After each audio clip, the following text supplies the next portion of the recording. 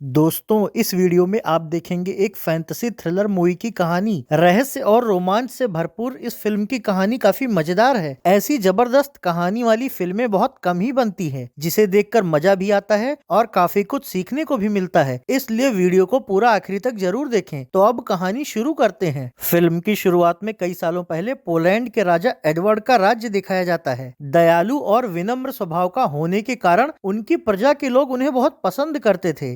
राजा के राज्य में पहाड़ी नमक की एक बहुत बड़ी गुफा होती है। अपनी प्रजा और राज्य की तरक्की के लिए राजा ने जनता को उस गुफा से नमक की खुदाई करने और व्यापार करने की इजाजत दे रखी थी। दूर देशों से तमाम व्यापारी वहां नमक खरीदने आते थे और उसके बदले रूबी और सोने के सिक्के दे जाते थे। नमक के इस व्यापार से न सिर्फ प्रजा की आर्थिक स्थिति अच्छी थी, बल्कि राजा के राजकोष में भी काफी धन और रूबी का भंडार इकट्ठा हो गया था। राजा बूढ़ा हो गया था, इसलिए उसने नमक खदान के सबसे प्रमुख खननकर्ता बॉब के साथ मिलकर सारे बहुमूल्य रूबी के भंडार को नमक की गुफा में एक गुप्त जगह पर छिपा दिया और सुरक्षा के लिए उस पर काला जादू करवा दिया, ताकि कोई भी रूबी के उस बहुमूल्य खजाने को लूट न सके। उस गुफा के गुप्त रास्तों की जानकारी या तो राजा को थी या फिर बॉब को। धीरे धीरे जनता में ये बात फैल गई थी कि नमक की गुफा में रखा बेशकीमती रूबी भंडार श्रापित है और अगर कोई भी उस भंडार से एक भी रूबी लेगा तो वो भी श्रापित हो जाएगा और राज्य पर भी भारी विपत्ति आ जाएगी। इसी डर से लोग गुफा से नमक तो निकालते थे, पर कोई भी रूबी के उस भंडार के पास नहीं जाता था। धीरे धीरे सर्दियों का मौसम आ जाता है और इसी राज्य के गांव में रहने वाली दो बहनों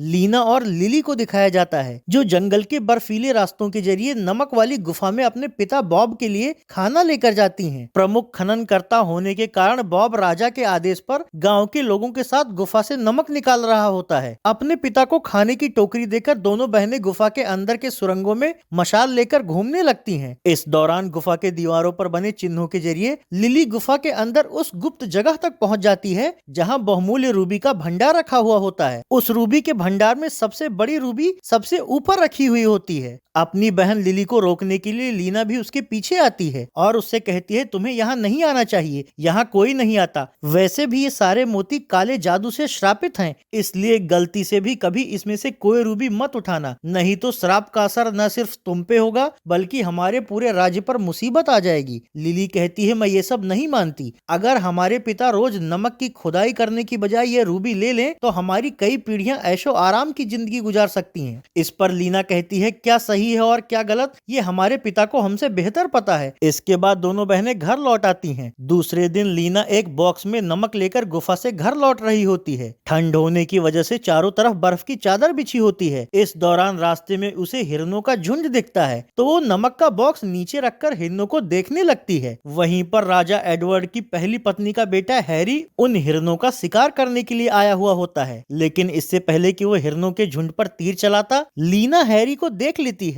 और तेज आवाज निकालकर हिरन को भगा देती है। इससे राजकुमार हैरी भड़क जाता है और लीना से कहता है, क्या तुम नहीं जानती हो कि मैं कौन हूँ? लीना कहती है, तुम कोई भी हो, जो निर्दोष और कमजोर जीवों को मारता है वो कायर होता है। लीना की इस बात से हैरी और भी ज्यादा चिढ़ जाता है और उसे पकड़ने के लिए उसकी ओर भागता है, पर लीना बर्फीले रास्तों से भागती हुई ठंड से जम चुके झरने के पास जाकर छिप जाती है, जबकि बर्फीले चट्टानों पर पैर फिसलने की वजह से हैरी उसे पकड़ने के लिए आगे नहीं जा पाता। इसी बीच घोड़े पर सवार उसकी सौतेली माँ का बेटा राजकुमार डेविड कुछ सैनिकों के साथ वहां आता है और हैरी को चिढ़ाते हुए कहता है, तुमसे एक लड़की तक नहीं पकड़ी जाती और तुम राजा बनना चाहते हो। पहले से ही नाराज हैरी डेविड से कहता है, तुम कुछ भी कहो, राजा तो मैं ही बनूंगा क्योंकि मैं तुमसे ज्यादा काबिल हूँ। दरअसल हैरी राजा एडवर्ड की पहली पत्नी का बेटा होता है। हैरी की माँ के मरने के बाद राजा एडवर्ड ने सीना नाम की एक लड़की से शादी कर ली थी। डेविड सीना का ही बेटा होता है, इसलिए सौतेला भाई होने की वजह से हैरी और डेविड में बिल्कुल नहीं बनती थी और दोनों ही बूढ़े हो रहे अपने पिता के बाद राजा बनना चाहते थे।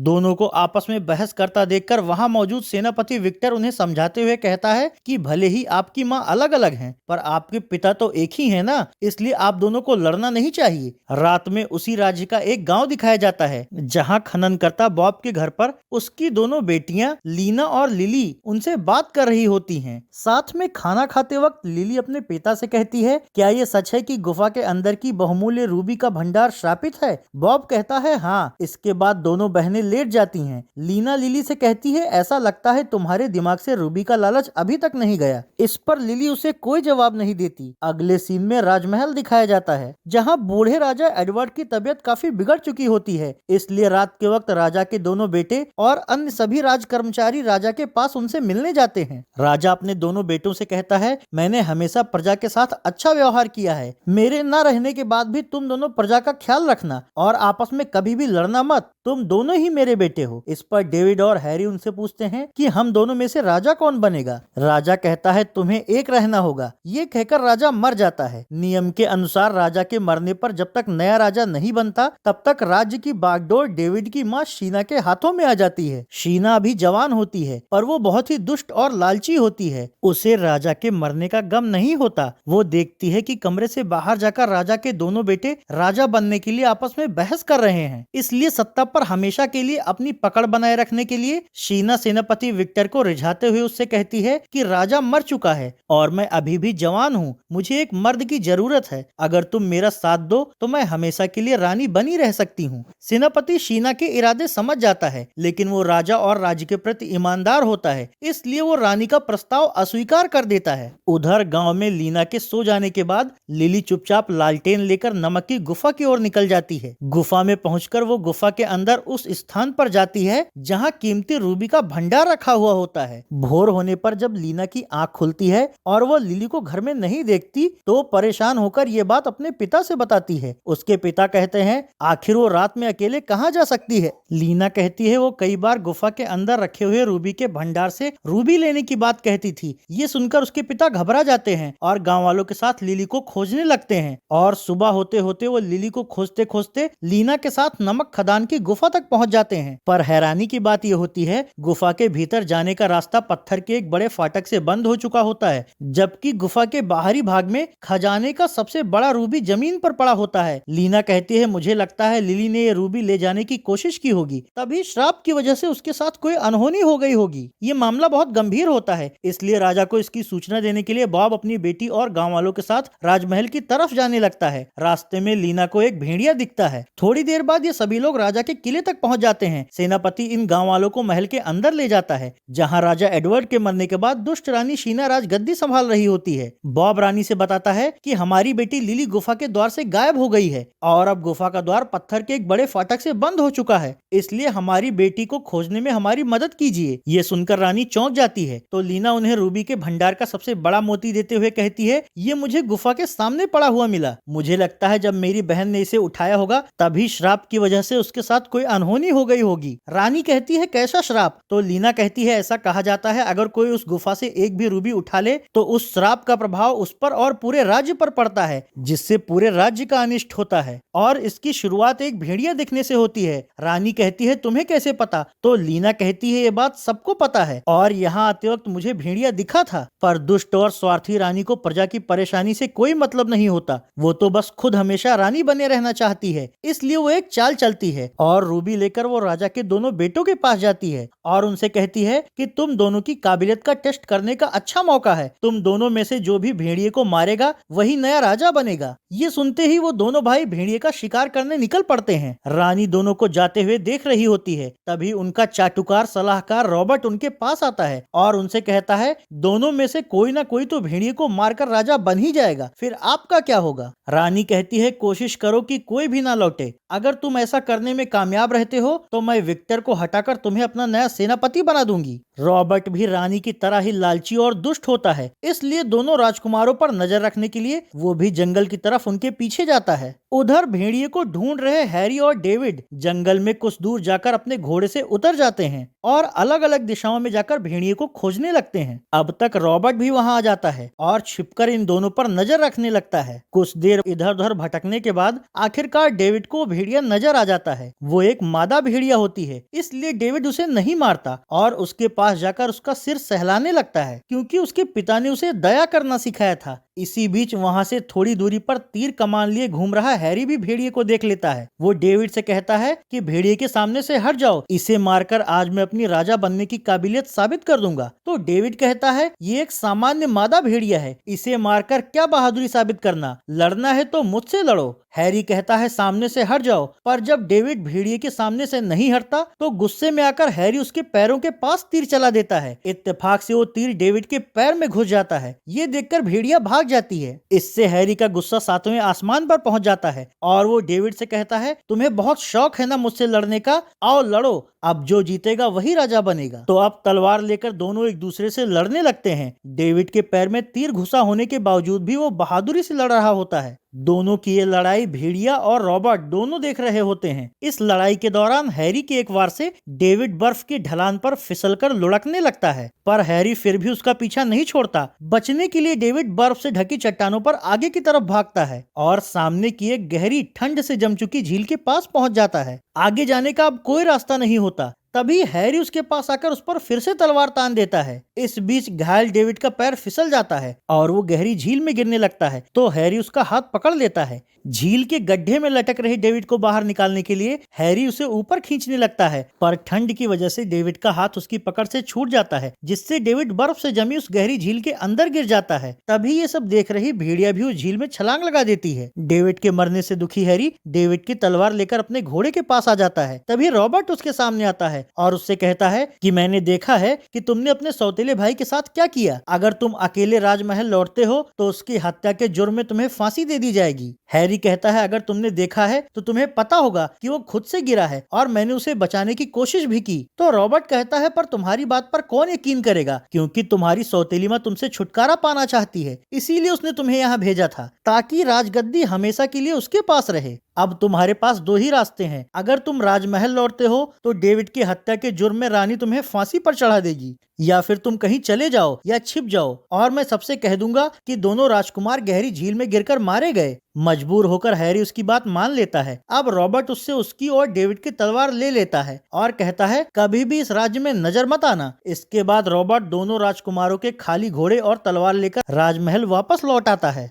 दरबार में पहुंचकर रॉबर्ट रानी से बताता है कि दोनों राजकुमार भेड़िए से लड़ते वक्त झील में गिरकर मारे गए। इस बात से रानी मन ही मन बहुत खुश हो जाती है, क्योंकि उसके रास्ते के सभी कांटे अब साफ हो चुके होते हैं। इसलिए वो सेनापति विक्टर से उसका बिल्ला लेकर रॉबर्ट को नया सेनापति बना देती है और उससे कहती है कि गांव के सभी घरों की तलाशी करके सारा नमक जब्त कर लो। दरअसल रानी को पता होता है कि गुफा का द्वार बंद होने से अब उससे नमक बाहर नहीं निकल सकता था, इसलिए वो अपने और अपनी सेना के लिए ज्यादा से ज्यादा नमक जमा करना चाहती थी। वहां मौजूद बॉब रानी के इस आदेश का विरोध करते हुए कहता है कि अगर गांव वालों का सारा नमक आप जब्त कर लोगी तो वो लोग क्या खाएंगे और क्या बेचेंगे। इस पर रानी उसे अपने सैनिकों से पकड़वाकर जेल में डलवा देती है, जबकि रॉबर्ट लीना से कहता है कि तुम घर लौट जाओ, नहीं तो तुमको भी बंद कर दूंगा। इसके बाद रानी गुफा से निकला हुआ वो बड़ा रूबी अपने मुकुट में धारण करके खुद को राज्य का राजा घोषित कर देती है। धीरे धीरे वक्त गुजरता है। पूरे राज्य में अब नमक ना होने की वजह से बाहर के व्यापारियों ने वहां आना बंद कर दिया था, जिससे राज्य में गरीबी और भुखमरी फैलने लगी थी। ज्यादातर लोग जो बाहर जा सकते थे वो गांव छोड़कर भाग गए थे और जो थोड़े बहुत लोग बचे थे उनका भी गुजारा बड़े मुश्किल से होता था। संसाधन और लोगों की कमी से अनाज उत्पादन भी बहुत कम हो गया था। इन सब से राज्य का राजकोष खाली होता जा रहा था। इसलिए राजमहल की जरूरतें पूरी करने के लिए रानी के आदेश पर नया सेनापति रॉबर्ट सैनिकों के साथ आए दिन अपने ही गांव वालों के खाने पीने और जरूरत की चीजें लूट लिया करता था। ऐसे ही एक दिन लीना जब जंगल से पानी भरकर लौटती है तो देखती है कि रॉबर्ट और सैनिकों ने उसके और बाकी सभी लोगों के घरों से खाने पीने और जरूरत की चीजें लूट ली हैं और उन लोगों ने सभी के घरों में तोड़फोड़ भी की होती है। लीना उन लोगों से कहती है कि सब कुछ तो लूट लिया है तुम लोगों ने, अब आखिर हम लोग कैसे जिएंगे। तभी रॉबर्ट उसके पास आकर उससे कहता है कि चुप रहो, वरना तुम्हें भी तुम्हारे बाप के पास ही जेल में डाल दूंगा। इसके बाद रॉबर्ट और उसके सैनिक गांव वालों की सारी जरूरत की लूटी हुई चीजें एक गाड़ी पर लादकर वहां से ले जाते हैं। बेचारी लीना के घर में अब सिर्फ 2 भेड़ और एक गधा बचा होता है। निराश होकर वो अपना गधा लेकर जंगल में झरने के पास जाती है ताकि उसे कुछ खाने पीने को मिल जाए। जब वो झरना गिरने वाली पहाड़ी के नीचे पहुंचती है तभी ऊपर छिपकर खड़ा हैरी उसे देख लेता है और नीचे उतरकर उसके पास आता है। लीना उससे कहती है तुम तो वही हो ना जो उस दिन हिरन मारने वाले थे। हैरी कहता है मैं राजकुमार हूँ। इस पर लीना कहती है राजकुमार ऐसे फटे हाल अकेले जंगल में नहीं छुपे रहते। हैरी पूछता है पर तुम यहाँ क्या कर रही हो? तो लीना कहती है अब गांव में नमक बिल्कुल भी नहीं बचा है और लोग भी बहुत थोड़े बचे हैं। मुझे नमक चाहिए ताकि मैं रानी को उसे देकर उसके बदले अपने पिता को छुड़ा सकूं। हैरी कहता है मैं तुम्हें नमक दिला सकता हूँ पर इसके लिए तुम्हें मुझे रहने और खाने की जगह देनी होगी। लीना कहती है ठीक है तुम मेरे घर पर रह सकते हो पर मुझे नमक कहाँ मिलेगा? तो हैरी उसे उस झरने के पानी का स्वाद चखने को कहता है। झरने का पानी चखने के बाद लीना उसे कहती है ये तो नमकीन है। हैरी कहता है हाँ क्योंकि शायद इस झरने का पानी उस नमक वाली गुफा से आता है और मैं तुम्हें इस पानी को नमक में बदलना सिखा सकता हूँ। ये सुनकर लीना हैरी को अपने घर ले जाती है। अगले सीन में नमक की गुफा के अंदर एक जगह घायल हालत में लेटे हुए डेविड और उसकी देखभाल कर रहे लिली को दिखाया जाता है। लिली उसे दवा पिलाते हुए कहती है तुम लंबे वक्त से बेहोश थे, मैं ही तुमको बचाकर यहाँ लाई हूँ। डेविड कहता है मैं राजा एडवर्ड का बेटा हूँ। तो लिली कहती है अभी आपको ठीक होने में थोड़ा वक्त लगेगा इसलिए अभी आप आराम कीजिए। दूसरी ओर लीना का घर छोटा होता है इसलिए वो हैरी को सोने के लिए गधे और भेड़ वाला कमरा देती है। अगले सीन में राजमहल दिखाया जाता है जहाँ रॉबर्ट रानी को बड़ी मुश्किल से मिला थोड़ा सा नमक दिखाकर कहता है कि पूरे राज्य में ढूंढने के बाद भी बस इतना सही नमक मिला है, अब तो गांव में लोग भी बहुत थोड़े रह गए हैं। ये सुनकर रानी कहती है फिर हम लोग क्या खाएंगे और अब तो राजकोष में ज्यादा धन भी नहीं है जिससे हम नमक खरीद सकें, ऐसे तो हमारा पूरा राज्य खत्म हो जाएगा। रानी को नाराज देखकर दुष्ट रॉबर्ट जेल में बंद बॉब के पास जाता है और उससे कहता है तुम मुख्य खनन करता हो, तुम्हें गुफा के सभी रास्तों की जानकारी है, इसलिए अगर तुम मुझे गुफा के अंदर जाने का कोई दूसरा रास्ता बता दो जिससे कि हम अंदर से नमक और रूबी का भंडार निकाल सके तो मैं तुम्हें आजाद कर दूंगा। बॉब कहता है मैं कुछ नहीं बताऊंगा, भले ही तुम मुझे मार दो। इससे रॉबर्ट भड़क जाता है और सैनिकों से कहता है कि आज से इसे खाना देना बंद कर दो। अगले दिन जंगल से गुजरते हुए एक भेड़िए को नमक गुफा के अंदर जाते हुए दिखाया जाता है। अंदर जाकर वो भेड़िया लिली बन जाती है क्योंकि लिली ही श्राप के असर से अक्सर भेड़िया बन जाया करती थी। फिर वो लिली के रूप में जाकर डेविड से कहती है मैं तुम्हारे पैरों के जख्म के लिए जड़ी बूटियां लाने गई थी। डेविड कहता है मुझे जल्दी से जल्दी यहाँ से बाहर निकलना है। तो लिली कहती है अभी तुम्हारे जख्म गहरे हैं। इस पर डेविड उससे नौकरों की तरह बर्ताव करते हुए कहता है मुझे जल्दी से जल्दी ठीक करो। लिली कहती है मैं तुम्हारी जान बचाकर तुम्हारी देखभाल कर रही हूँ और तुम मुझसे ऐसे बात कर रहे हो। अपनी जान बचाने वाली लिली से बुरा बर्ताव करने पर बिस्तर पर लेटे हुए डेविड को पछतावा हो रहा होता है। सुबह जब उसका शरीर बुखार से तप रहा होता है तो लिली फिर से उसकी देखभाल करती है और उसको दवा देती है। लिली का अपनापन देखकर डेविड उससे अपने बर्ताव के लिए माफी मांगता है। उधर सुबह जागने पर लीना हैरी को कुछ खाने के लिए देती है। फिर ये दोनों जंगल में जाते हैं। वहाँ हैरी बांस, लकड़ी और कपड़ों से एक ऐसा संयंत्र बनाता है जिससे सूर्य के रोशनी के इस्तेमाल से